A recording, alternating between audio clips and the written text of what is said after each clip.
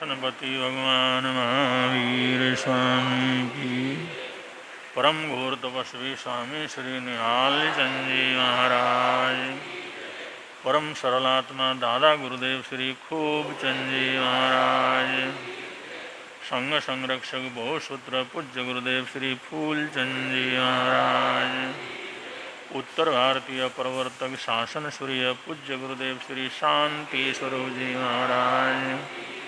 श्रवण संज्ञ सलाहकार भीष्म पितामह राज ऋषि पूज्य गुरुदेव श्री सुमति प्रकाश जी।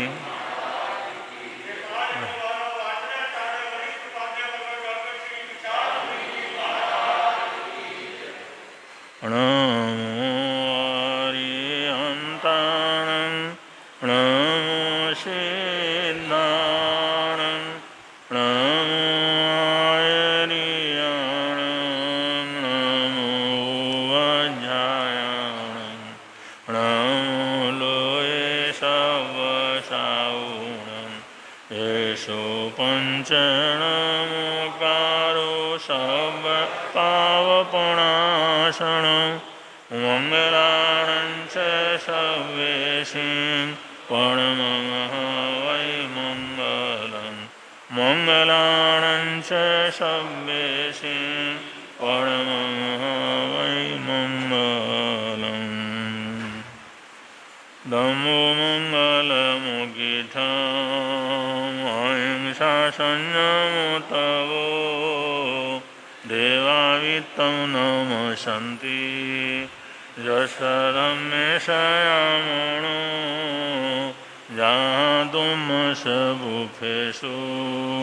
वमरो अव्ययैरसं प्रणयपुफं किलामेयि सोयपिणेयि अपायं हेमये सामणामुता येलोये सन्ति सामुणो विहङ्गमवबुफेषु ज्ञानवत्ते शणैरया वयं च वित्तिं लभामो प्रयकोयि उवां मयि आगणे सूर्यन्ते कुफेषु भमराजः मोहगारसमबुद्धा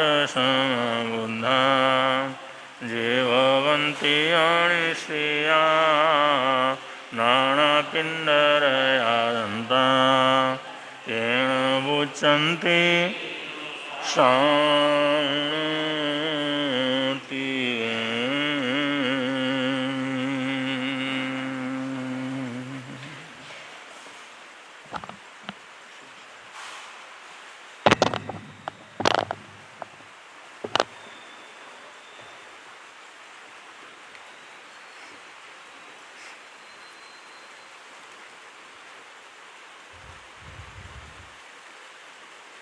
महावीर को करते नमन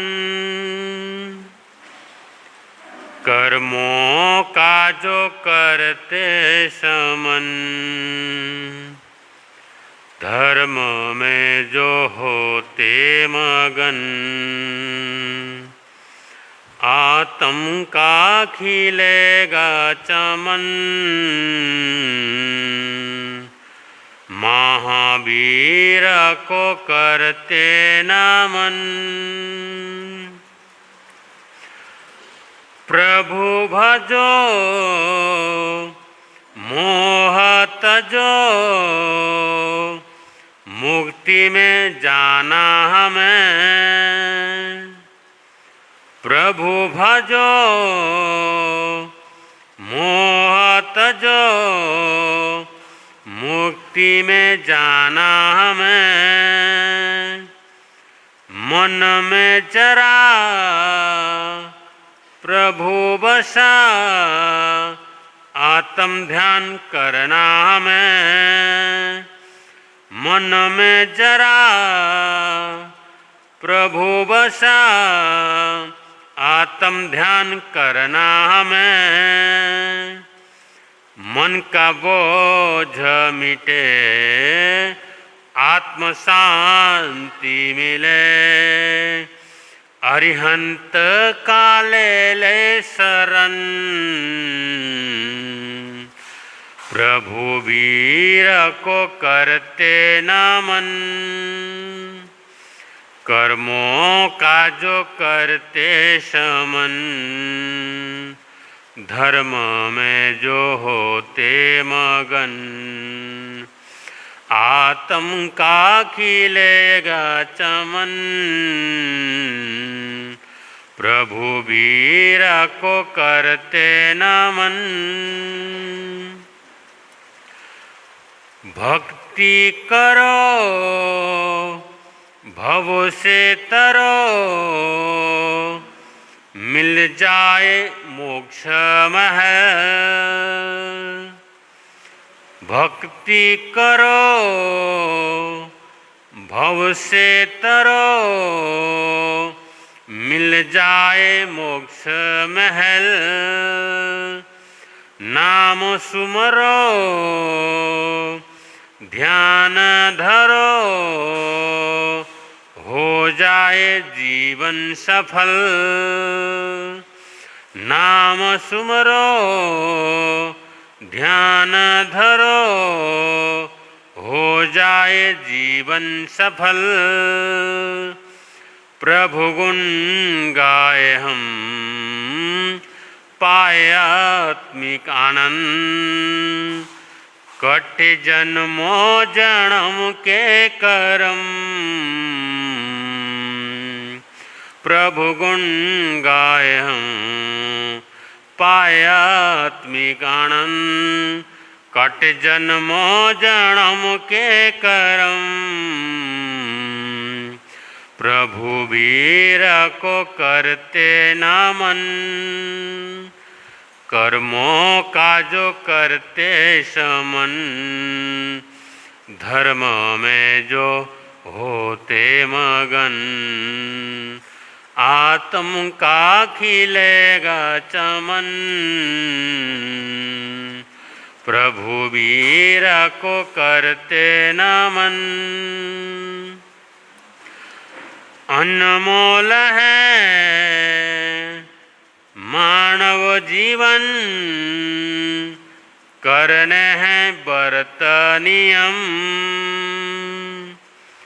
अनमोल है मानव जीवन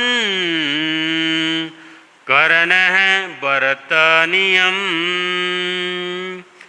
शुद्ध करो तन और मन मिल जाए असली वतन शुद्ध करो तन और मन मिल जाए असली वतन खाओ गम जाओ नम कर लो उज्ज्वल धर्म पुण्य उदय से मिला है जन्म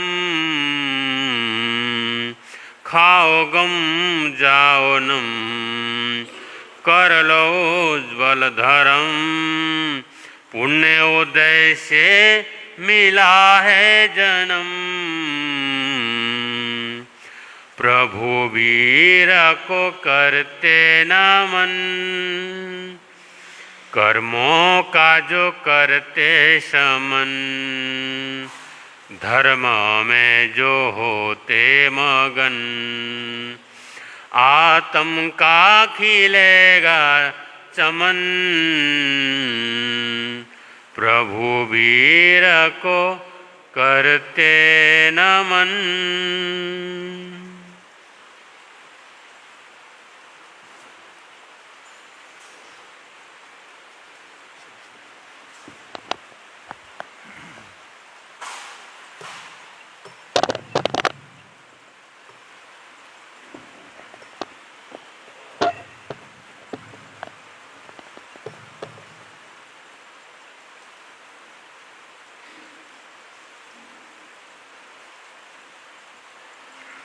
धम्मो मंगलमुखी धाम अहिंसा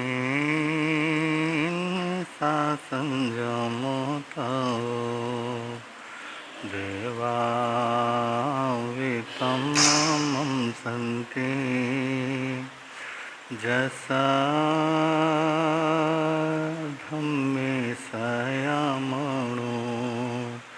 दुनिया के चराचर जीवों पर कर्मों ने जाल बिछाया, क्या साधु गृहस्थ क्या बाल वृद्ध बस कोई न बचने पाया।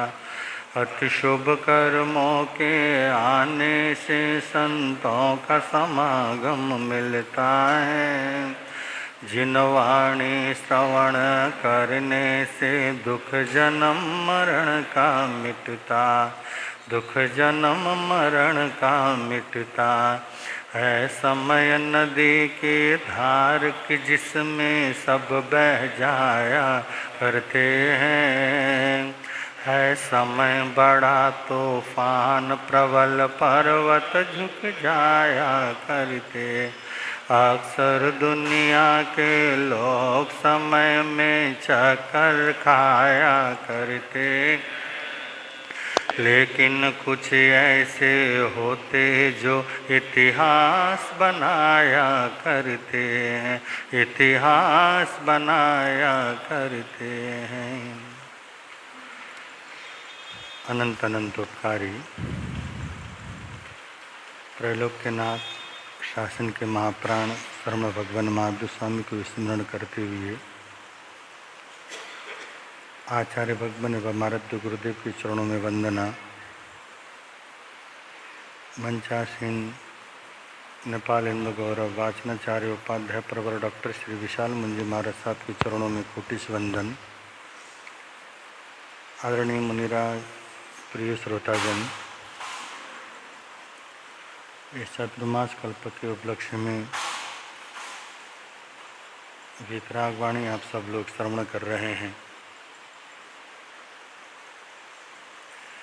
इसी विषय को हम आगे बढ़ाएंगे, उससे पूर्व हम सब लोग रल मिल करके गाएंगे।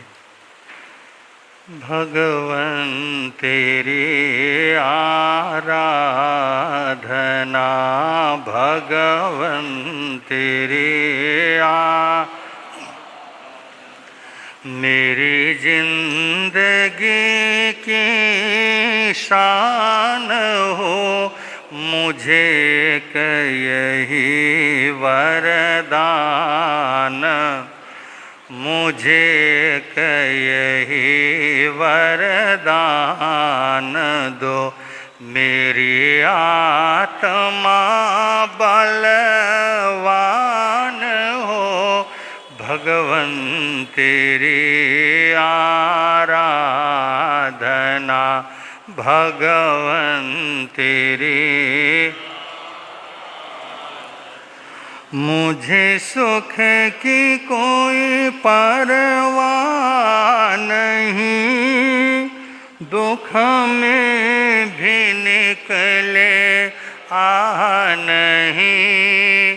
मुझे सुख की कोई परवाह नहीं, दुख में भी निकले नहीं। बस एक तेरा ध्यान हो, बस एक तेरा ध्यान हो। होठों पे तेरा नाम हो, भगवन तेरी आराधना,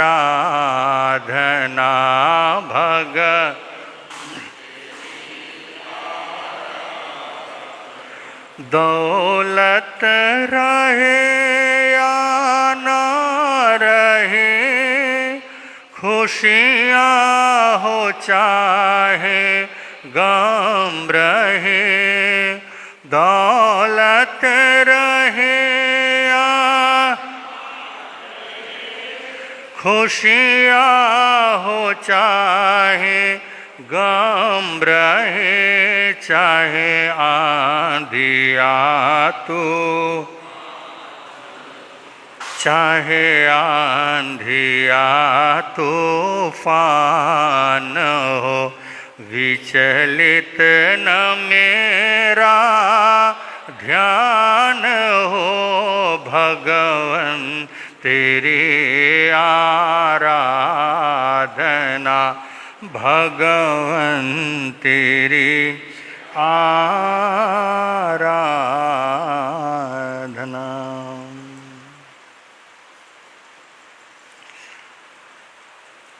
श्रवणे नाणे अभिन्नाणे, पचखाणे या संयमे, अनन है तवे चेव बोधानी अक्रिय सिद्धि।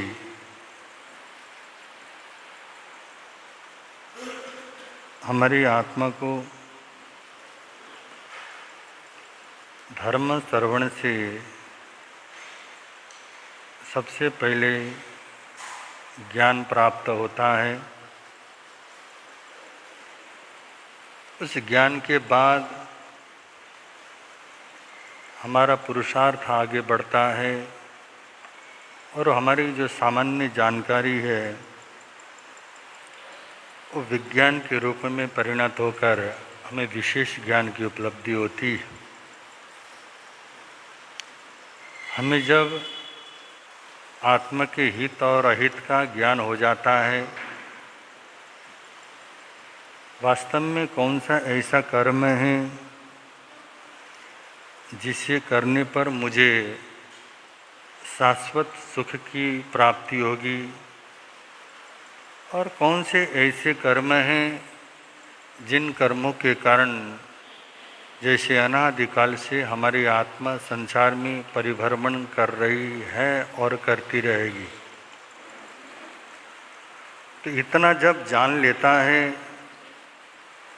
तो उसके मन में एक भाव आता है कि मैं नियम और प्रत्याख्यान के माध्यम से अपनी साधना को आगे बढ़ाऊं। जो दुर्लभ मनुष्य भव मुझे प्राप्त हुआ, अब इसको मुझे नहीं गंवाना है। मेरी जो आगे की गति है वो गति प्रगति होनी चाहिए। ऐसे भाव से वो प्रत्याख्यान अंगीकार करता है, नियम और मर्यादाओं से अपने जीवन को आगे बढ़ाता है। जब प्रत्याख्यान लेने के बाद या प्रत्याख्यान का जो फल है, इस प्रत्याख्यान के स्वरूप फल स्वरूप हमारी आत्मा को संवर की प्राप्ति होती है। संवर का मतलब कर्मों का आश्रय रुक जाना। हमारी आत्मा के साथ जो कर्मों का अशुभ कर्मों का आश्रय हो रहा था वो रुकना प्रारंभ होता है। और आश्रय के रुकने से जो हमारी आत्मा में आने वाले कर्म हैं उनको तो हमने रोक दिया, संवर कर दिया। उसके बाद कर्मों की निर्जरा आवश्यक, तभी चेव तपस्या के माध्यम से फिर हमारी आत्मा आगे यात्रा करती हुई तपस्या को धारण करती है और तीर्थंकर की आज्ञा का आराधक बनता हुआ, और वो आराधक बनके तप को प्राप्त कर लेता है, तप की प्राप्ति होती है। और तपस्या ही तो एक ऐसा, तपस्या के प्रभाव से हमारे कर्म कटते हैं। जो हमारी आत्मा में अनादिकाल से लगे हुए अशुभ कर्म हैं या जो कर्म हैं, वो कर्म जब कटते हैं फिर हम अक्रियावान बनते हुए हमारी वो स्थिति बंधु धीरे धीरे मोक्ष के करीब ले जाने वाली होती है। और मोक्ष का मतलब बंधु वो शाश्वत सुख, जिस सुख को प्राप्त करने के बाद फिर वो सुख दुख में परिणत नहीं होता हो, ऐसे सुख को शाश्वत सुख कहा है। पर आज हम लोग जिस सुख को जानते हैं, दुनियादारी के ये जो सुख जिनकी खोज हमें हो रही है, हम उस सुख से बहुत दूर हैं, हम उससे परिचित नहीं हैं। हमको तो बस जो हमारी सामान्य इच्छाएं हैं, उन इच्छाओं की पूर्ति करने का कार्य करना हमको, और उसके बाद अगर इच्छाएं इच्छा की पूर्ति होती है, तब हम लोग को ऐसा लगता है कि हम सुखी बन गए। और हमारा सुख किसी व्यक्ति में, किसी वस्तु में या किसी परिस्थिति तक ही सीमित रहती है। हमको लगता है सामने वाला व्यक्ति मुझे सुख देगा, और अगर परिस्थिति मेरे अनुकूल होगी तो मुझे सुख प्राप्त होगा। इस तरह की जो सुख की हमारी कामना होती है, और हमने सुख बांटने की अपेक्षा हमने दुख बांटना शुरू कर दिया। सुख पाने के लिए औरों के सामने हम अपने दुख को क्या करते हैं, परोसते हैं। और हमको लगता है कि मैं अगर दुख को सामने वाले को परोसता हूँ तो सामने वाले से मुझे सुख की प्राप्ति होगी। बंधु, दुख देने से कभी सुख नहीं मिलता है, और सुख बांटोगे तो सुख मिलेगा। आज मेरे कर्म, मेरा व्यवहार औरों को सुख देने वाला बने। मैं जैसा करता हूँ, मैं मेरे कारण या मेरे माध्यम से किसी को भी दुख नहीं हो, ऐसा हमारा व्यवहार बने, ऐसे हमारे कर्म बने, तो बंधु ऐसे व्यक्ति को फिर सुख मिलता है, नहीं दुख नहीं मिलता। जैसे कि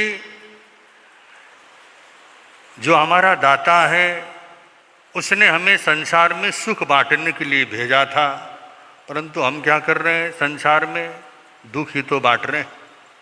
देना था सुख और बांट रहे हैं दुख। तो बंधु, वो हमारा जो दाता है वो क्या सोचता होगा, मैंने इसको इतना बड़ा प्रसाद दिया, इस तरह से मनुष्य के रूप में इसको जन्म देकर इस मनुष्य ने अपने अगर पुरुषार्थ, पराक्रम और साधना से मोक्ष तक को, शाश्वत सुख तक को प्राप्त कर सकता था, परंतु किस तरह का दुख से हम अपने जीवन को आगे बढ़ा रहे हैं। हमारी स्थिति को देखकर तो शायद वो दाता भी हमसे क्या करता होगा, करुणा के कारण वो भी दुखी होता होगा। एक जो सम्राट होता है, सम्राट अपने संतान को भिखारी या भिक्षु बनता हुआ देखना नहीं चाहता। हर सम्राट ये चाहता है कि मेरा जो संतान है, मेरा जो वारिस है, मेरा जो बेटा है, वो सम्राट ही बने, ऐसी भावना होती। जैसे कि चाहे महावीर हो, चाहे बुद्ध हो, ये थे तो सम्राट, परंतु ये क्या हो गए, भिखारी नहीं, ये भिक्षु हुई। भिखारी और भिक्षु में फर्क है ना। भिखारी संग्रह के लिए लेता है और भिक्षु आवश्यकता पूर्ति के लिए लेता है, फर्क इतना ही। भिक्षु संग्रह नहीं करता, भिक्षु अपनी आवश्यकताओं को पूर्ति करने के लिए लेता जरूर है, भिखारी लेता है परंतु वो संग्रह करता है। ऐसा ही महावीर ने जब ये कहा कि मैं सम्राट बनना चाहता हूँ, साम्राज्य प्राप्त करना चाहता हूँ, तो बंधु चाहे महावीर हो चाहे बुद्ध हो, उनके परिवारजनों ने उसको उस मार्ग पर बढ़ने नहीं दिया, क्योंकि उनको लगता था हम लोग सम्राट हैं और हमारा संतान अगर भिक्षु बने, ऐसा उनको बंधु सही नहीं होता था। एक बार कहते हैं बुद्ध जब अंधेरी रात्रि में घर से निकलते हैं और साधना करने के बाद जब साधना में परिपूर्णता प्राप्त की, विचरण करते हुए अपने जन्म स्थान पर लौटते हैं, और जब भिक्षु के रूप में तन में सिर्फ एक ही वस्त्र है, उस वस्त्र को धारण करते हुए जब वो नगरी में घूम रहे थे, तो बंधु उनके पिताजी को बड़ा दुख लगा। पिताजी सोचने लगे, देखो कहाँ जिसने सम्राट बनना था आज दर दर पे क्या कर रहा है, भीख मांग रहा है, भिक्षा मांग रहा है। ऐसा उनके मन में भाव आया और उन्होंने अपने पुत्र से पूछा, सिद्धार्थ से, कि आखिर ये तुम क्या बने हो, क्या तुमने ये अपनी हालत बना रखी है। तो बंधु बुद्ध ने कहा था कि मैं जो आप जिस सम्राट की बात करते हैं या मैंने जिस साम्राज्य को प्राप्त किया है, आपके उस साम्राज्य से कहीं गुना श्रेष्ठ है, क्योंकि मेरा जो साम्राज्य है इस साम्राज्य को कोई छीन नहीं सकता, इस साम्राज्य को कोई मिटा नहीं सकता। ये साम्राज्य शाश्वत साम्राज्य है, परंतु आपका जो साम्राज्य है वो तो छीना भी जा सकता है, उसको मिटाया भी जा सकता है, वो तो समाप्त भी हो सकता है। ऐसी दौलत, ऐसा साम्राज्य मैंने प्राप्त किया है। तो बंधु, ऐसे सुख को कौन समझ सकता है? और बंधु, अगर ये बुद्ध या महावीर अगर उसको समझाने लगे, अपने परिवार के अपने उन लोगों को समझाने लगे, समझ में नहीं आएगा। समझ में तब आएगा जब वो स्वयं साधक बनेंगे, तब इन चीज़ों का उनको समझ आ सकती है। इसलिए बंधु, अगर इस तरह का सुख चाहिए, अगर उस सुख को चाहिए तो हमको क्या बनना पड़ेगा? साधन की तरफ हमारी थोड़ी रुचि बननी पड़ेगी। परंतु हम लोग के पास तो समय नहीं है। समय अगर हम कहेंगे सामयिक करो, प्रवचन श्रवण कर लो, माला जपो, समय नहीं होता हमारे पास। और हमारे पास समय नहीं होता और आप एक ही बात तो बोलते हो, आई एम बिजी। नहीं होते आप लोग, आई एम बिजी। हम तो क्या है, व्यस्त है। जो व्यक्ति आई एम बिजी बोलता है वो अपने आप को इजी बना ले। आई एम इजी बोलो ना, मैं बड़ा सरल हूँ, इजी हो जाओ। बिजी बनने की जरूरत नहीं है। अगर हम इजी हो जाते हैं, अगर हम सरल हो जाते हैं, तो हमारा जीवन क्या होता है? श्रेष्ठ बनता है। आज आप लोग देखते हैं, आज हमारी अवस्था क्या बन गई है। हम सरल न होने के कारण, हम बिजी होने के कारण हमारे मन में इतनी गांठें बंध गई हैं, ऐसे ऐसे गांठें लग गई हैं कि बंधु हमारे शरीर की अवस्था क्या हो गई। सुंदर दिखने के लिए हमको ब्यूटी पार्लर में क्या करना पड़ता है? जाना पड़ता है ना। किस लिए जाते हो ब्यूटी पार्लर? सुंदर दिखने के लिए, अपने शरीर को सुंदर बनाने के लिए ब्यूटी पार्लर में जाना पड़ता है। हमारे अपने घर का छोटा सा बच्चा है, उसकी अंदर की निर्मलता को देखो, वो फटे हाल हो, उसके शरीर में, उसके तन में कितना ही कीचड़ क्यों ना लगा हो, धूल क्यों ना जमी हो, बंधु वो कैसा लगता है? कितना सुंदर दिखता है। उसको जरूरत नहीं है वो सौंदर्य प्रसाधन की, उसको आवश्यकता ही नहीं है बंधु। उसको किसी ब्यूटी पार्लर में सुंदर दिखने के लिए जाने की आवश्यकता नहीं होती। इसलिए अपने आप को हमने क्या करना है?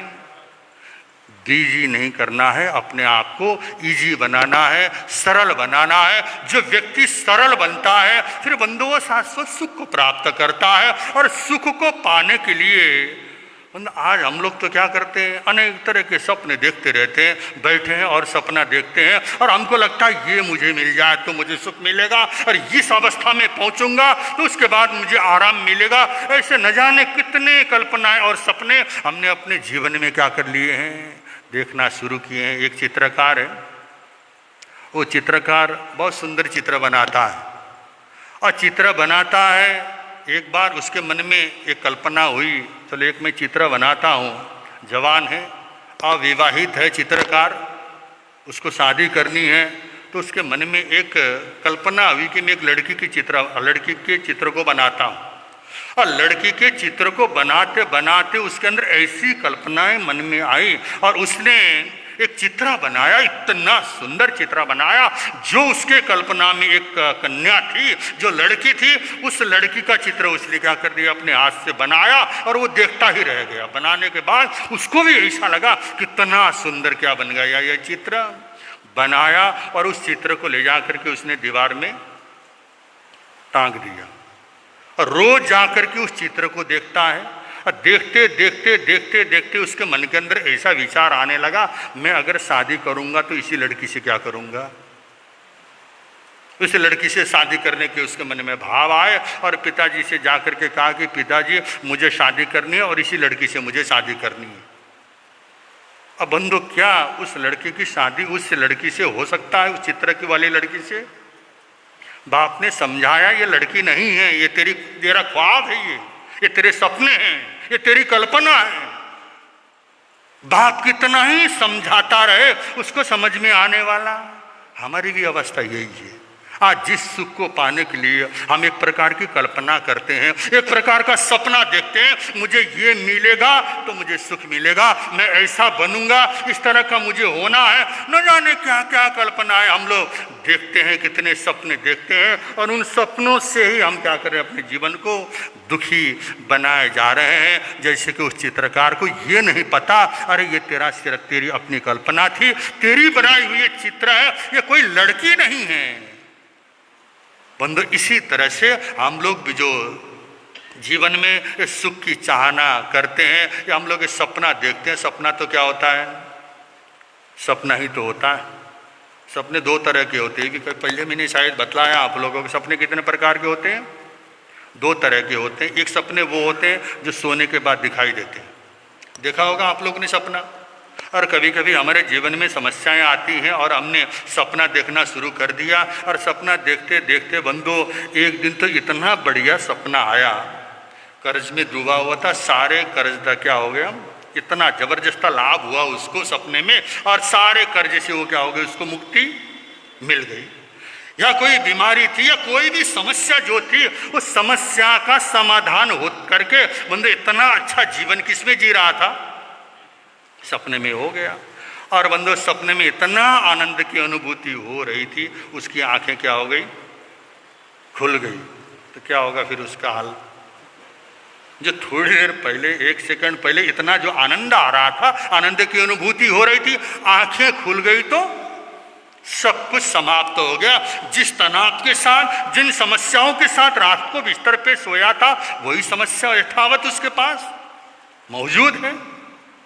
एक तो सपना वो है जो हम लोग सोने के बाद देखते हैं, और दूसरे सपने वो हैं जो हम खुली आंखों से देखते हैं, खुली आंखों से भी देखते हैं। हमको लगता है मेरा भविष्य ऐसा होगा, मैं ऐसा करूँगा, ऐसा होने वाला है, मेरा बेटा पढ़ लिख करके बहुत बड़ा आदमी बनेगा और बहुत अच्छी बहू लेके आएगा, और बहू मुझे क्या करेगी, सेवा करेगी, मेरी पाँव दबाएगी पाँव।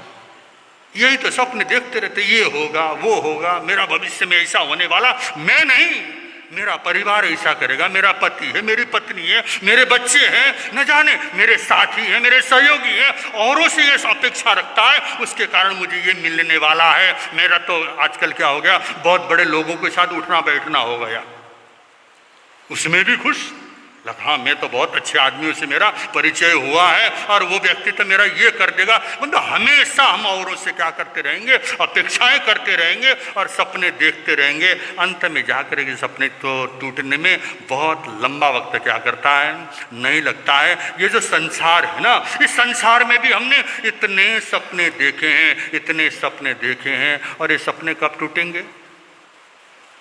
पहले वाला जो सपना था, आंखें बंद, आंखें खुल गई तो सपना समाप्त। दूसरा सपना वो है जो आपकी आंखें बंद हुई तो समाप्त। क्या रहा, कुछ भी तो नहीं, अपना शरीर भी अपना नहीं, रिश्तेदारी की बात छोड़ो, साथियों की बात छोड़ो, धन संपत्ति, ये जितनी भी चीजें थी इनकी बातें छोड़ो, अपना शरीर भी अपना।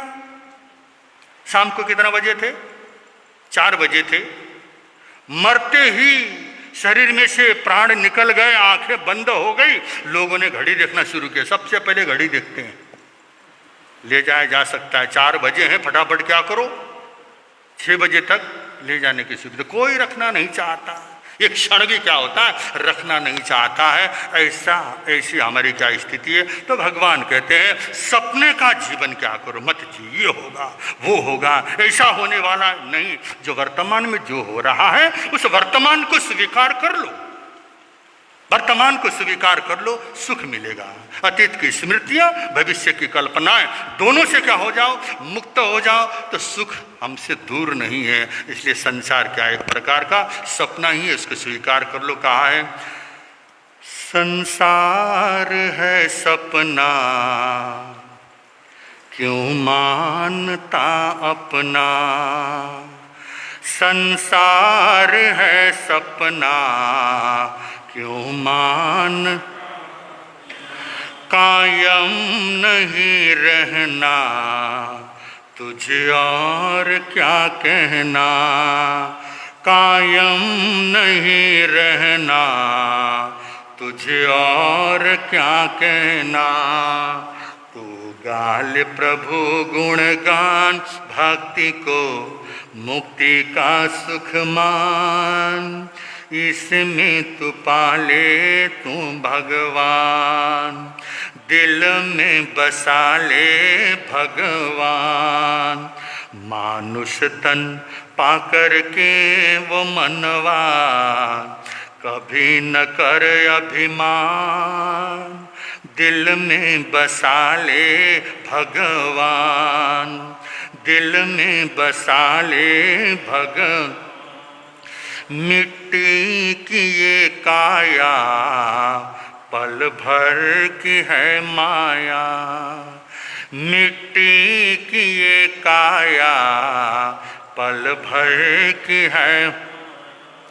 जरा सोच ले प्राणी, तू जग में क्या लाया।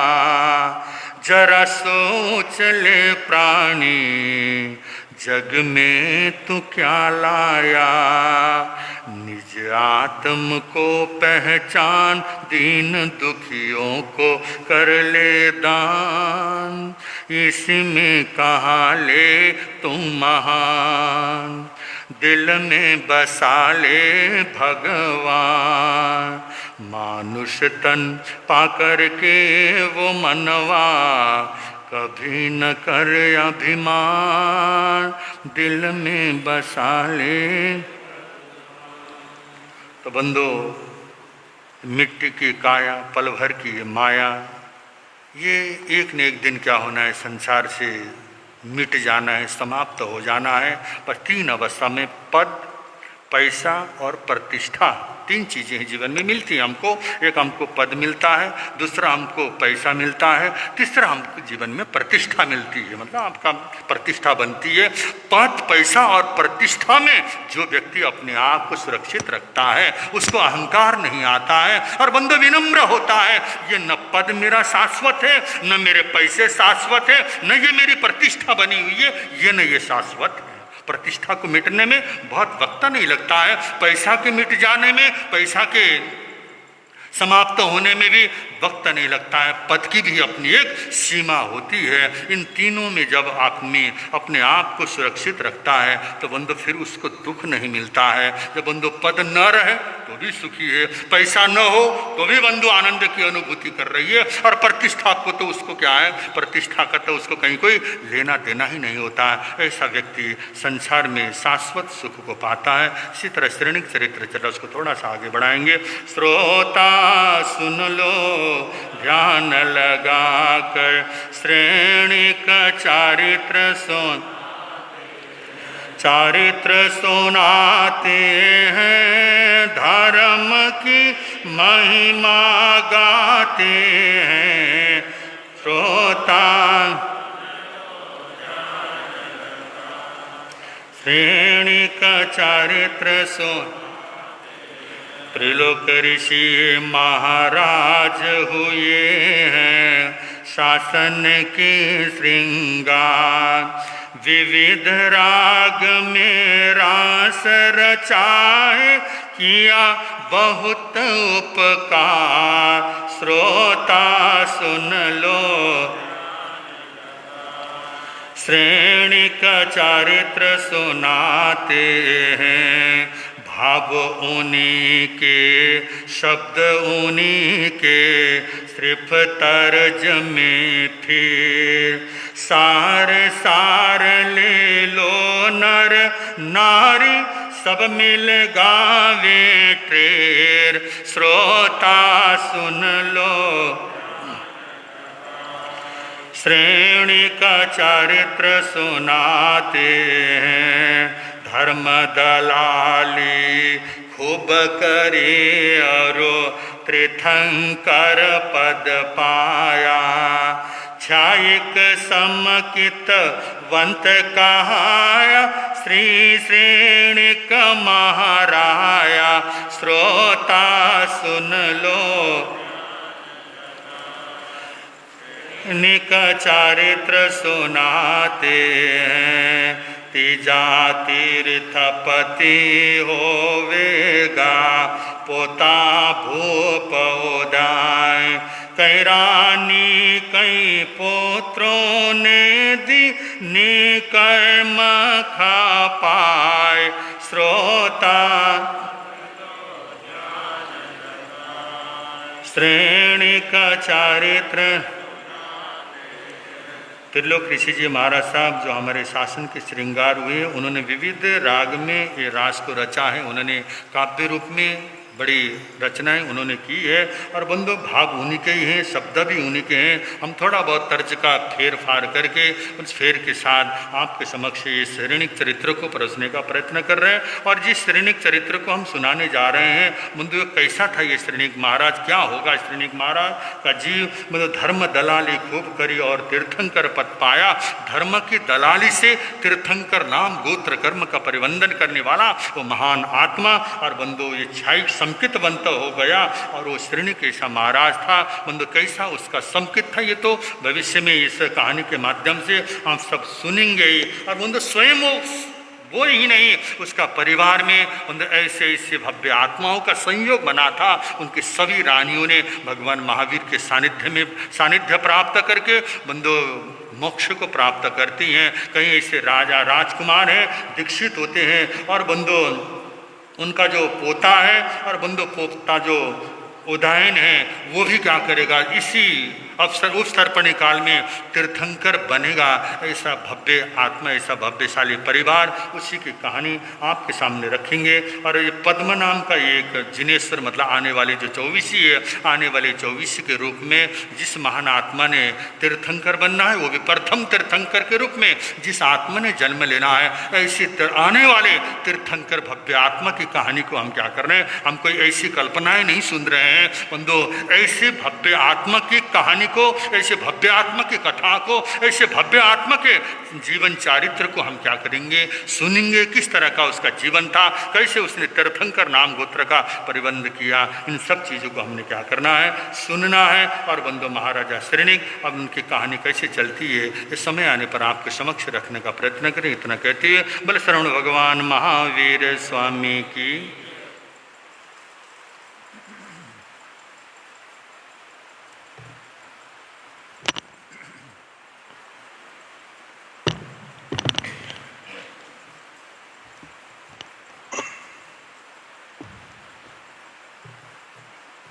केवल रवि किरण से जिनका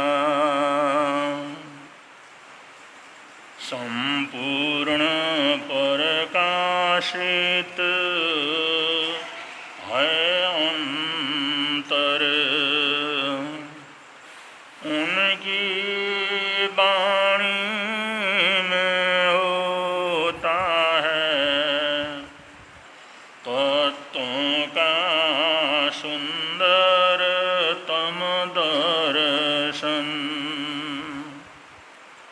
सत्य दर्शन बोधाचरण पथ पर अविरल जो बढ़ते हैं मुनिगण, अरहत देव परम आगम गुरु को, अरहत देव परम आगम गुरु को, सत सत वंदन, सत सत वंदन, सत सत वंदन, सत सत वंदन।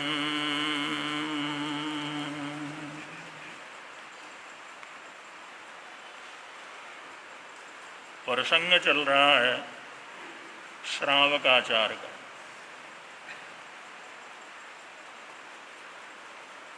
भगवान महावीर स्वामी ने अपने शासन को आगे चलाने के लिए तीर्थ की स्थापना की। तीर्थ का महत्व बतलाया। और तीर्थों से जुड़ना कितना अनिवार्य आवश्यक है ये भी उन्होंने बतलाया। तीर्थंकर तो चले गए तो लाखों करोड़ों लोगों की भावना थी तीर्थंकर नहीं रहेंगे, ये जीता जागता सूर्य नहीं रहेगा तो हमारे को प्रकाश कहाँ से मिलेगा। जो लोग वर्षों वर्षों तक तीर्थंकर के संरक्षण में रहे, वह तीर्थंकर उनको छोड़ करके जा रहा था तो कितनी वेदना होगी। हमारे माँ बाप हमारे को छोड़ के जाते हैं तो कितनी वेदना होती है, हमारा साथी छोड़ के जाता है तो कितनी वेदना होती है, हमारे स्वार्थ के संबंध रहते हैं वो भी टूटते हैं तो कितनी वेदना होती है। तो इससे लाभ मिलता था, अब कहाँ से लाभ मिलेगा।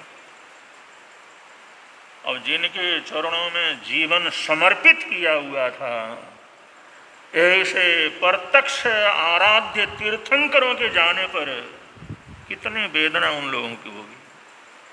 तो सबका एक प्रश्न था, एक जिज्ञासा थी।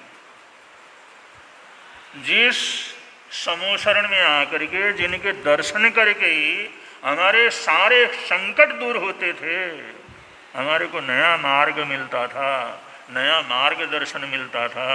जब तीर्थंकर का निर्माण हुआ तो फिर हमारे को क्या मिलेगा, किसका सहारा मिलेगा। तब उन्होंने बतलाया तीर्थ की शरण, तीर्थ से जुड़ना वो तीर्थंकर से जुड़ने के बराबर हो जाएगा। उन्होंने कहा मेरा तीर्थ रहेगा और उस तीर्थ से तुम जुड़े रहे। जो मेरे संपर्क में आने से जो पुण्यमानी बनती है, मेरे संपर्क में आने से जो ज्ञान मिलता है, मेरे संपर्क में आने से जो मार्गदर्शन मिलता है, वो मेरे तीर्थ से संपर्क में आने से ही तुम्हारा कल्याण हो जाएगा। और ये बड़ी जिज्ञासा हो गई, वो तीर्थ कौन सा रहेगा। उन्होंने दुनिया की सबसे पहली अद्भुत परिभाषा दी। ऐसी परिभाषा दी, ऐसा परिचय कराया जो आज तक किसी दुनिया की दूसरी परंपरा में किसी ने परिचय नहीं करवाया। उन्होंने कहा मेरे तीर्थ के 4 सदस्य होंगे, साधु साध्वी और श्रावक श्राविकाएं। वह साधु साध्वी श्रावक श्राविकाएं, ये तीर्थ ऐसा तीर्थ रहेगा कि जब तक ये तीर्थ मजबूत रहेगा, साधु साध्वी श्रावक श्राविकाएं मजबूत रहेंगे, ज्ञानवान रहेंगे, स्वाध्याय ध्यान वाले रहेंगे, संयम वाले रहेंगे, तो ये तीर्थ की जाओ जलाली हमेशा हमेशा बनी रहेगी। और इसके संपर्क में आने से उतनी ही पुण्यमानी बढ़ेगी जितना साक्षात तीर्थंकर के संपर्क में आने से बढ़ेगी। और तीर्थ की सेवा करने से उतने ही कर्मों की निर्जरा होगी जितना तीर्थंकरों की सेवा करने से होती है। और वो है कौन?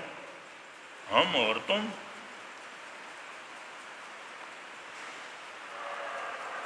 उन्होंने कितनी अद्भुत बात की। किसी पहाड़ के लिए नहीं बतलाया, किसी मंदिर के लिए नहीं बतलाया, किसी स्थान के लिए नहीं बतलाया।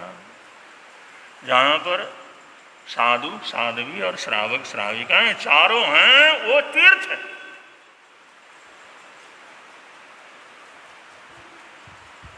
और इनसे संपर्क में आने वाला कभी ना कभी तो जरूर संसार को पार कर जाएगा। तो कितनी बड़ी जिम्मेदारी, कितना बड़ा मान और सम्मान, कितना बड़ा आदर और सत्कार हमारे को उन्होंने दिया है। तो उनके प्रति धन्यवाद के भाव तो जरूर रखना चाहिए ना। अगर कोई हमारे को माला भी पहनाता है तो उसका भी धन्यवाद करते हैं, कोई हमारी प्रशंसा करता है उसका धन्यवाद करते हैं, जो हमारे को थोड़ा बहुत उपहार देता है उसका जो है बहुत धन्यवाद करते हैं। जिस प्रभु ने, जिस तीर्थंकरों ने हम लोगों को, छद्मस्त लोगों को, उनके हिसाब से तो दुनिया के अज्ञानी लोग, लेकिन उनकी महानता से उन्होंने हम सबको कहा भाई तुम जो है ये तुम ही उस तीर्थ के अलग अलग सदस्य हो, और तुम्हारे संपर्क में आने से, इस तीर्थ के संपर्क में आने से भी उतना ही लाभ होगा जितना खुद मेरे संपर्क में आने से लोगों को लाभ होगा। तो इसका थोड़ा स्वाभिमान तो होना चाहिए ना अपने दिल में। अरे हम तीर्थ हैं, भगवान महावीर स्वामी के बेटे बेटियां हैं, उन्होंने हमारे को इतनी बड़ी जिम्मेदारी दी है, अपनी गद्दी का सारा उत्तरदायित्व हमारे को दिया है। हे प्रभु, ये तो अनंत अनंत जन्मों की पुण्यवानी है, तीर्थंकर की विरासत मुझे प्राप्त हुई है। ये धन्यवाद तो रोज सुबह उठ करके जरूर करना चाहिए, और अपने श्रावक होने का स्वाभिमान मन के अंदर जगाना चाहिए। और श्रावक होने का स्वाभिमान तभी बढ़ता है, उसके लिए उन्होंने कहा तुम लोगों को श्रावक श्राविकाएं हो तो तुम्हारे को श्रावक चरित्र, श्रावकाचार वो सीखना जरूरी है, और साधु साध्वी हैं तो उनको श्रवणाचार सीखना जरूरी है। जो श्रावकाचार सीखेगा वो श्रावक तीर्थ होगा, जो श्रवणाचार सीखेगा वो श्रवणी तीर्थ होंगे। तो वही प्रसंग चल रहा है, और श्रावक चरित्र चल रहा है, श्रावकाचार चल रहा है। और श्रावकाचार वो है जो हमारे को तीर्थ के ऊपर, उस स्थान के ऊपर गौरवान्वित करता है। और उनके जो है तीर्थ से जुड़ने का, सिर्फ तीर्थ से जुड़ने के लिए पहले हम बहुत लंबा विवेचन दे चुके हैं 4 शिक्षा व्रतों का। 4 शिक्षा व्रत हमारे जीवन के अंदर हैं, तो हम तीर्थ से बराबर जुड़े हुए हैं। उनका अभ्यास हमेशा करते रहना चाहिए। और ये 3 गुण व्रत हैं, ये हमारी समृद्धि को, हमारे वैभव को, हमारी सामाजिकता को, हमारी सामाजिक प्रतिष्ठा को, हमारे पारिवारिक प्रतिष्ठा को, उसको बढ़ाने वाले व्रत हैं। अपरंपार समृद्धि देने वाले व्रत हैं, अपरंपार सुख शांति देने वाले व्रत हैं, जिनको 6, 7, 8वें व्रत के रूप में स्वीकार किया जाता है। ये व्रत जो धारण करेगा, इनको समझेगा, उसके घर में हमेशा हमेशा लक्ष्मी का निवास रहता है। उनकी पुण्यवानी दिन दुनी रात चौगुनी बढ़ती। तो 3 जो गुणव्रत हैं, उनका नाम जैसे गुणव्रत है। गुणव्रत गुणों को बढ़ाने वाले, सद्गुणों को बढ़ाने वाले, जीवन की खुशबू को बढ़ाने वाले, जीवन की महक को बढ़ाने वाले, जीवन के ऐश्वर्य को बढ़ाने वाले, जीवन के सौंदर्य को बढ़ाने वाले, जीवन की जो समृद्धि को, जिंदगी के सौंदर्य को, मानवता को बढ़ाने वाले ये जो है व्रत हैं, जिनको 6वां व्रत, 7वां व्रत, 8वें व्रत के रूप में। और बड़े बड़े दुनिया के विद्वान ये कहते हैं जैन समाज संपन्न इसलिए है कि वो 6, 7वें, 8वें व्रत का पालन करता है। बड़े बड़े इसको जानने वाले, पढ़ने वाले, अध्ययन करने वाले बड़े विद्वान, मोटिवेटिव जो प्रवचन देने वाले विद्वान कहते हैं ये जो जैन समाज इतना संपन्न सारी दुनिया के अंदर इसलिए है, ये 6, 7वें, 8वें व्रत का जो है आराधना करता है, वो याद रखता है, इसलिए इतना समृद्धि संपन्न। वो कहते हैं ये व्रत सिर्फ जैनियों के लिए नहीं, जो भी इसको अपनाएगा उसके जीवन के अंदर भी यही जाओ जलाली जीवन के अंदर रहेगी। तो भगवान महावीर स्वामी ने हम लोगों को कितना बड़ा मान सम्मान दिया। समृद्धि, वैभव, सुख शांति, मकान, दुकान, कारोबार, वैभव, वो सब देने वाले व्रत उन्होंने बतलाए, जिससे तुम्हारे जीवन में किसी भी प्रकार की कमी नहीं रहे। अपनी सेवा, समाज की भी सेवा कर सको, साधर्मियों की भी सेवा कर सको, अड़ोसी पड़ोसियों की भी सेवा कर सको, अपने जितने भी अपने गांव नगर के अंदर रहने वाले उनकी भी सेवा कर सको, अपने जिले और प्रांत की सेवा कर सको, और पूरे राष्ट्र की भी तुम सेवा कर सको। और अपने लोगों ने किया, राष्ट्र तक की उन्होंने सेवा की। ऐसे अद्भुत उदाहरण, ऐसे अद्भुत सृष्टि रहे हैं जो राजा महाराजा उनके सामने जो हाथ जोड़ करके खड़े रहते थे। और ये रजवाड़े के लोग जहाँ नगर बसाते थे तो वहाँ कहते जैन श्रावकों को, व्यापारियों को लेके जाना है। सबसे पहले उनको तैयार कौन कौन जाएगा।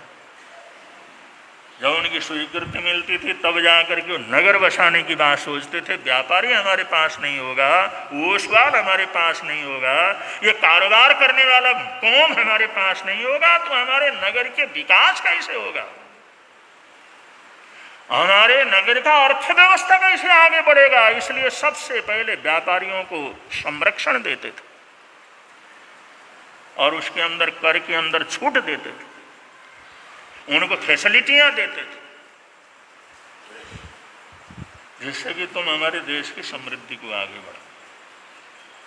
और ये 7वां वर्त यही तो है, उपार्जन और उपभोग परिमाण वर्त, कि हमने पैसे को कैसे कमाना और कैसे उसको खर्च करना। और कमाने का भी तरीका सही आ जाए और खर्च करने का भी तरीका सही आ जाए, फिर क्या तकलीफ, कुछ भी तकलीफ नहीं, फिर तो समृद्धि समृद्धि। कोई कमाना तो जानता है, खर्च करना नहीं जानता, कोई खर्च करना जानता है, कमाना नहीं जानता, कोई कमाने में गलती करता है, कोई खर्च करने में गलती करता है, इसलिए परेशानियां होती हैं। अगर दोनों चीज, ये जो है उपार्जन और उपभोग, कमाना और खर्च करना, इसकी पूरी जानकारी जीवन के अंदर होना, बड़े बुजुर्गों से पूछना, अपने माँ बाप दादा दादी से पूछना, भाई आपने जिंदगी भर व्यापार किया, जिंदगी भर धंधा किया, इतना कमाया, किस तरह से कमाया, वो भी हमारे को गुरु बताओ, उनसे लेना चाहिए। कमाने के बड़े तौर तरीके होते हैं, खर्च करने के बड़े तौर तरीके होते हैं, उनका एक एक शब्द हमारे लिए मंत्र रूप होता है।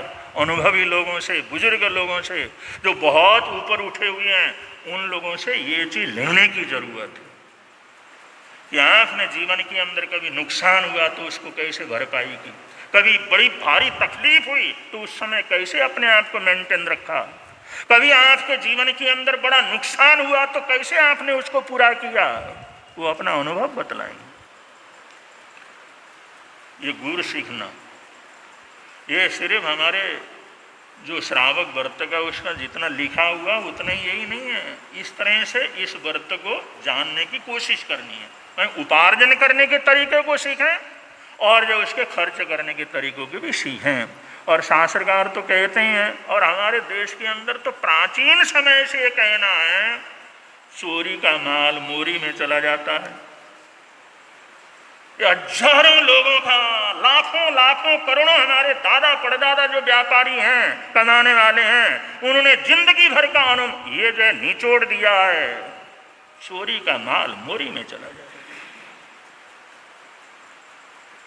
अगर हम बिना मेहनत के, बिना परिश्रम के, बिना न्याय नीति के अगर कमाओगे, वो तो चोरी का माल मोरी में, तो कहावत ही है ना।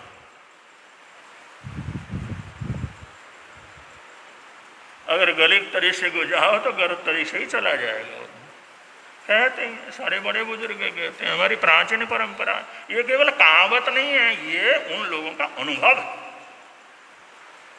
और आज भी हजारों घटनाएं ऐसे दिखती, आदमी ने बेईमानी की, कमाई की, बहुत बनाया, स्टेट बनाया, देखते देखते सब जमी दोज हो गया, खत्म हो गया, कुछ है ही नहीं, तो चोरी का माल मोरी में। अब ये तो उत्तर प्रदेश में तो पूरा का पूरा यही चल रहा है। उत्तर प्रदेश में तो वो जो योगी है ना, वो महात्मा ऐसा है, कौन सोचता था एक महात्मा आकर के यहाँ पर राज करेगा। जब कहते थे वे हमारे देश को बनाने वाला चाणक्य है, वो महात्मा था, वो झोपड़ी के अंदर रहता था,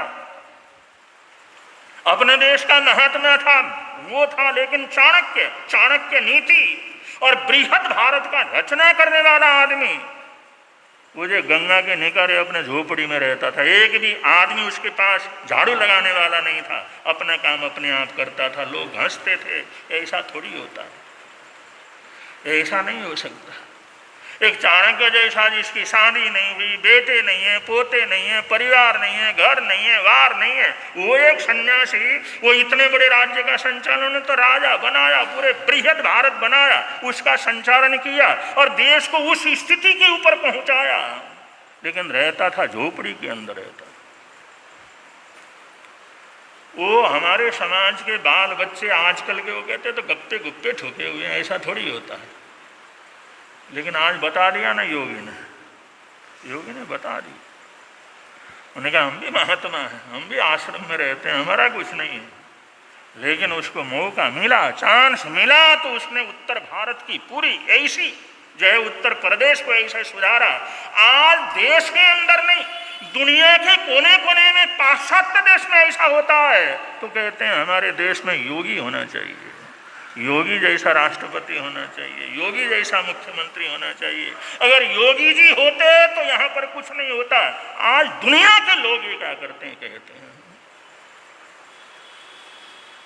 ये एक सन्यासी, एक गुरु, एक त्यागी और तपस्वी जिसको कुछ नहीं चाहिए। योगी तो कहते हैं मेरे पास इतना बड़ा मठ गुरु ने दिया हुआ है, मुझे तो एक पैसे की जरूरत नहीं।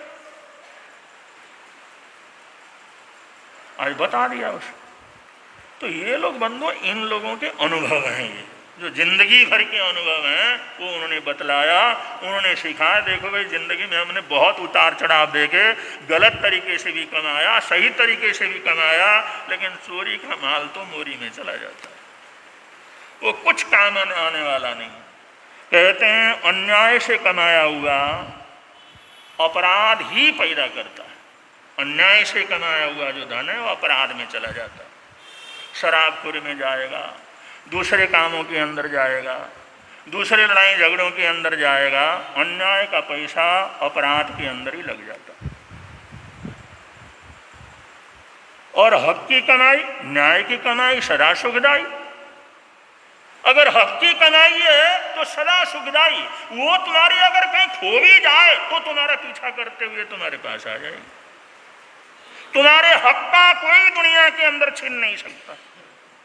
लोगों को बड़े बड़े नुकसान होते हैं, लेकिन थोड़े समझदार कहते हैं गुरुदेव अपने हक का होगा तो कहीं जाने वाला नहीं।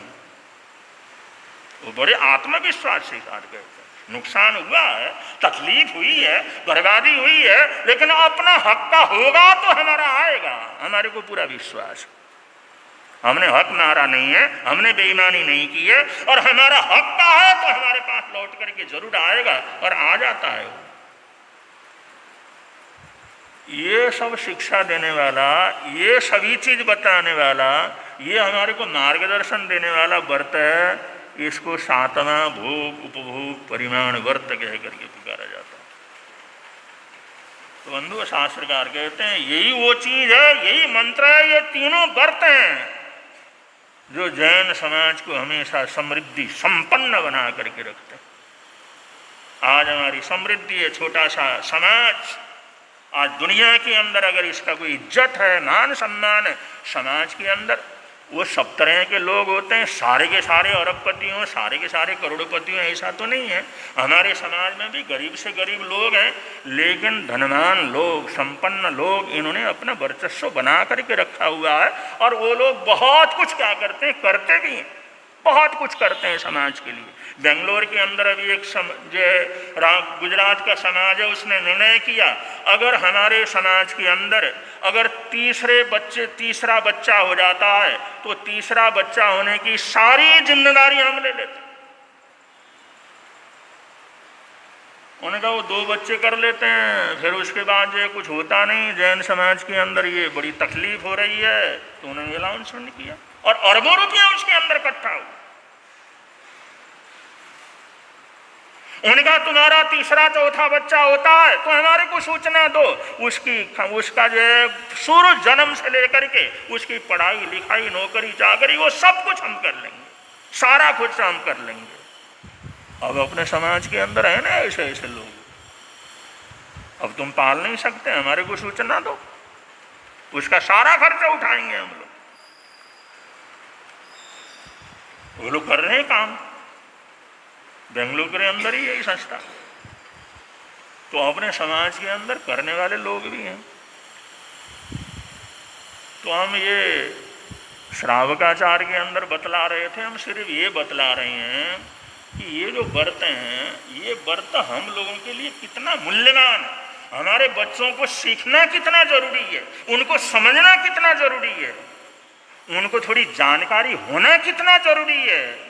अगर ये जरूरी रहेगी, अगर ये थोड़ा सा समझेंगे हमारे बच्चे, पढ़ते हैं, कॉलेजों में पढ़ते हैं, आगे पढ़ते हैं, बड़ी बड़ी नौकरियां लेते हैं, उन लोगों को अगर जैन धर्म की इस चीज़ का थोड़ा पता रहेगा तो हर जगह जा कर के अपनी बात कम से कम रख तो सकेंगे, अपनी बात बतला तो सकेंगे।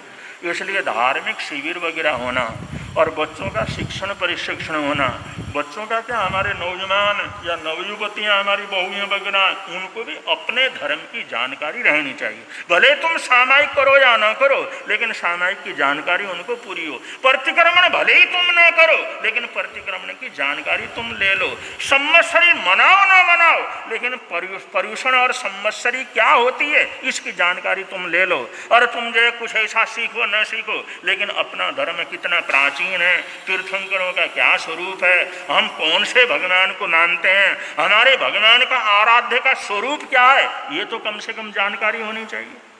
ये जानकारी होगी तो अपना बच्चा कहीं भटकेगा नहीं।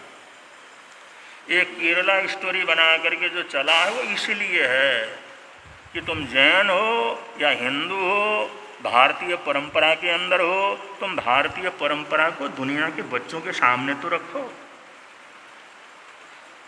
हमारे साथ इतने ग्रंथ हैं, इतने महापुरुष हैं, और अरबों अरबों वर्ष पहले की हमारी परंपरा है, और हमारे बच्चे 1400 वर्ष पहले जो परंपरा आई, जिनके पास ले दे करके एक पुस्तक है, वहां पर डिबेट नहीं कर सकते,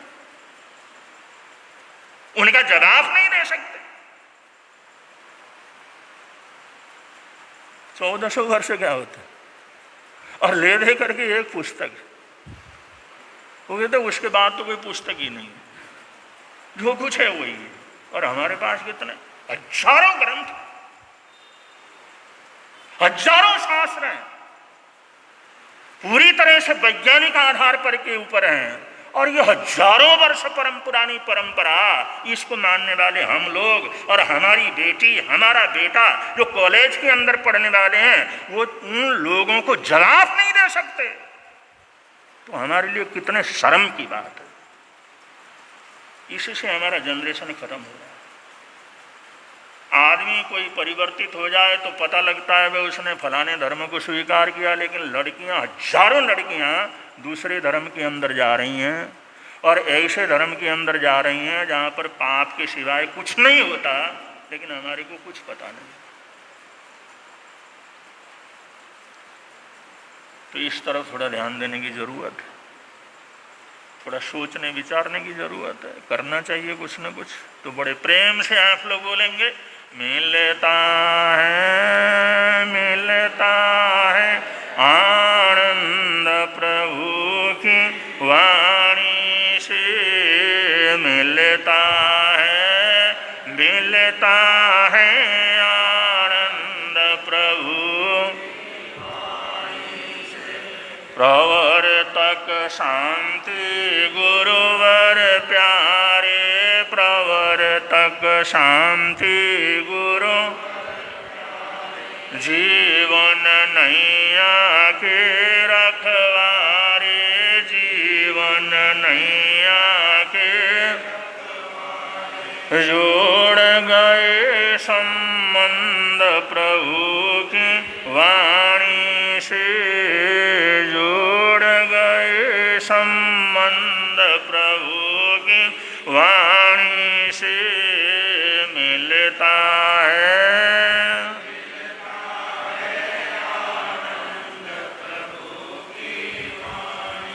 हमारे ललित जी चेन्नई से आए हुए हैं, ये लोग गुरुदान के दर्शन के लिए जा रहे थे, रास्ते में इतनी बरसात, सारे रास्ते बंद और बाढ़, बीच में से आने की जगह भी नहीं मिली, बड़े मुश्किल से मेरठ में पहुंचे। तो आजकल, पहले तो खतरा चल रहा था गुजरात में ये होगा, राजस्थान में होगा, उधर होगा, लेकिन सारा खतरा तो हमारे इस इलाके के अंदर हो रहा है। पता नहीं कितने लोग तो मर गए, कितने घर बह गए, कितना तमाशा हो गया। तो बाहर आने जाने में सब लोगों ने थोड़ा सा ध्यान रखना है। समय ऐसा चल रहा है, बरसात बहुत ज़्यादा तेज़ी से जो है चल रही है, बाढ़ वगैरह आए हुए हैं, सब सुरक्षा रहे, ऐसी मंगल कामनाएँ हैं।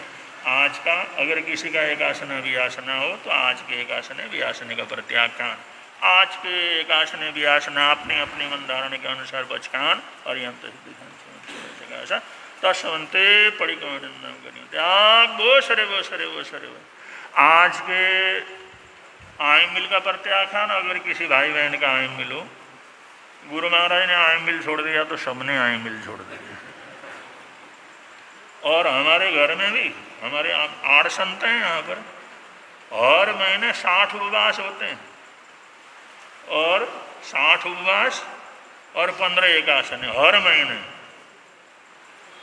हमारे संत करते हैं लगातार। इतना तपस्या चलती है, वरना इतना तपस्या हर जगह नहीं होते। एक संतों के परिवार में हम 8 संत यहाँ पर हैं, और हर महीने 60 उपवास हो जाते हैं और 15 एकासन हो जाते हैं, और आयमिल कोई भी नहीं होता। इसलिए आप लोग भी आयमिल छोड़ के बैठे हुए। तो गुरु जी नहीं करते तो हम काहे को करें। चलो, जिससे अनुकूलता हो करना चाहिए। आज के उपवास का प्रत्याख्यान, अगर किसी का आज का उपवास हो तो आप लोग बड़े प्रेम से बड़ी सद्भावना से बोलेंगे, श्री श्रेयांसनाथ भगवान को वंदन बारंबार, श्री श्रेयांसनाथ भगवान को वंदन बारंबार, श्री श्रेयांसनाथ भगवान को वंदन।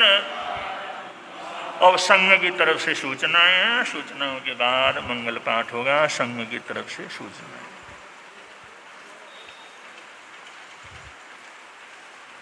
श्रमण संघीय सलाहकार भीष्मिका में तपस्वी रत्न राजऋषि पूज्य गुरुदेव श्री सुमति प्रकाश जी महाराज साहब, नेपाल एवं गौरव भाषणाचार्य उपाध्याय वर्ग डॉक्टर श्री विशाल मुनि जी महाराज साहब, नेपाल के श्री मानव मिलन संस्थापक राष्ट्र संत श्री मणिभद्र मुनि जी महाराज साहब एवं पाठ वर्ग राजक संतों के पावन चरणों में कोटि वंदन नमस्कार करके सुखाता पूछता हूँ। गुरु निहाल दरबार में पधारे सभी को सादर जय विनय। बाहर से पधारे गुरु दर्शनार्थी अतिथियों का श्री एस.एस. जैन सभा रजिस्टर्ड जयनगर मेरठ हार्दिक स्वागत करती है, अभिनंदन करती है। आपकी नाश्ते एवं भोजन की व्यवस्था जैन भवन बराबर घर पर रखी गई है। कृपया पधार कर अनुग्रह करें, हमें सेवा का मौका अवश्य प्रदान करें। चातुर्मास के प्रारंभ से ही 17 घंटे का अखंड नवकार महामंत्र का अखंड जाप कार्यालय वाले कक्ष में चल रहा है। आज का जाप श्री सुरेंद्र विजय जैन, सौरभ जैन 2 भी रमण परिवार की तरफ से, कल का जाप श्री वकील चंद जैन एंड सन्स 14 भी 100 नंबर परिवार की तरफ से रहेगा। आप सभी से निवेदन, अधिक से अधिक जापों में अपनी उपस्थिति बनाकर धर्म लाभ कमाएं। श्री तरसेम कुमार जैन, श्रीमती चंद्रकांता जैन मुंबई से, उन्होंने चातुर्मास के उपलक्ष्य में 5100 रुपये समाज को भेंट दिए हैं। इसी प्रकार एक गुरु भक्त परिवार द्वारा भी 31,000 रुपये की राशि समाज को प्रदान दी गई है। मैं समाज की तरफ से इन सभी का बहुत बहुत धन्यवाद और आभार व्यक्त करता हूँ। अब जयकारे बोलिए शासनपति श्रवण भगवान महावीर स्वामी की जय। सभी आचार्य भगवंतों की जय। वर्तमान आचार्य सम्राट डॉक्टर शिव मुनि जी महाराज की जय। गो तपस्वी स्वामी श्री निहाल चंद जी महाराज की जय। दादा गुरुदेव स्वामी श्री खूबचंद जी महाराज की जय। संघ संरक्षक स्वामी श्री फूलचंद जी महाराज की जय। देवलोकगामी उत्तर भारतीय प्रवर्तक गुरुदेव श्री शांति स्मूर्ति महाराज की जय। पंडित उपाध्याय श्री हेमचंद जी महाराज की जय। श्रमण संघीय सलाहकार भीष्मिका में तपस्वी रत्न राजऋषि पूज्य गुरुदेव श्री सुमति प्रकाश जी महाराज की जय। नेपाल एवं गौरव भाषणाचार्य उपाध्याय वर्ग डॉक्टर श्री विशाल मुनि जी महाराज की जय। उत्तर भारतीय प्रवर्तक राष्ट्र संत श्री आशीष मुनि जी महाराज की जय। नवकार साधक पंडित श्री विचक्षण मुनि जी महाराज की जय। उप प्रवर्तक श्री अभिषेक मुनि जी महाराज की जय। नेपाल के श्री मानव मिलन संस्थापक राष्ट्र संत श्री मणिभद्र मुनि जी महाराज की जय। सब साधु साधियों की जय। जैन धर्म की जय। श्रवण संघ की जय। आज के आनंद की जय। श्री चत्तारि मंगलम और्यंता मंगलम सिद्धा मंगलम साऊ मंगलम केवली पुनतो धम्मो मंगलम।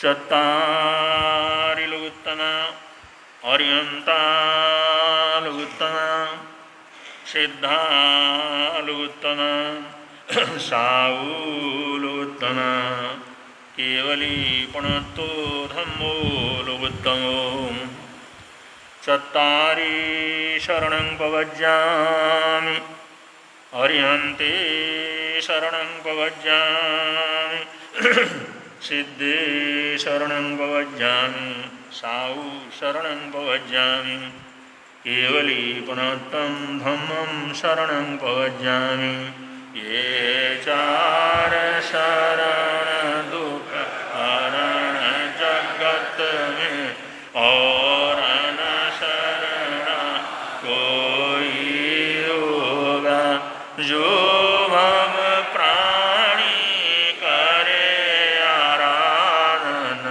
उसका अजर अमर पद होगा उसका सदा हिम